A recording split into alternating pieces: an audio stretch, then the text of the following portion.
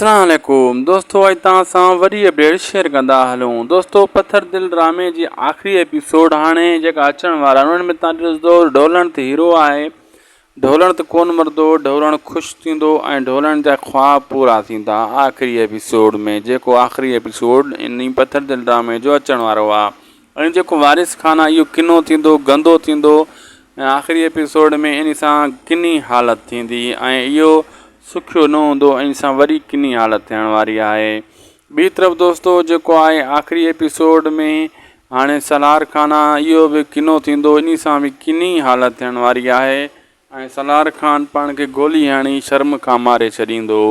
ऐं ॿी तरफ़ रबू सां बि बुरो असरु थियण वारो आहे। रबू जी बि जो आहे बैंड बजाई वेंदी, इन सां बि असरु थींदो। सांवल आख़िरी एपिसोड में ख़ुशि थींदो, सांवल खे पंहिंजा हक़ हिसाब मिलंदा ऐं बाघ खे बि हक़ हिसाब मिलंदा ऐं बुरे में बुरो इन ऐं शेरल जेको आहे इहो आख़िरी एपिसोड में सुधरी वेंदो, पंहिंजी लाइन ते अची वेंदो, जेको भटकी चुको आहे रस्ते खां पछताईंदो ऐं आख़िरी एपिसोड में इन सां बि सुठो अमल थींदो ऐं सुठी ॻाल्हि थींदी ऐं जेका वाठा आहिनि सलार खान जा उन्हनि सां बि बुरो असरु थियण वारो आहे ऐं जीजा बि यानी जेका आहे उहा बि सम्झी वेंदी त दोधे वारा सही आहिनि, दोधे वारनि सां बि इंसाफ़ु थींदो आख़िरी एपिसोड में। लाइक कंदा, सब्सक्राइब कंदा, शेयर कंदा।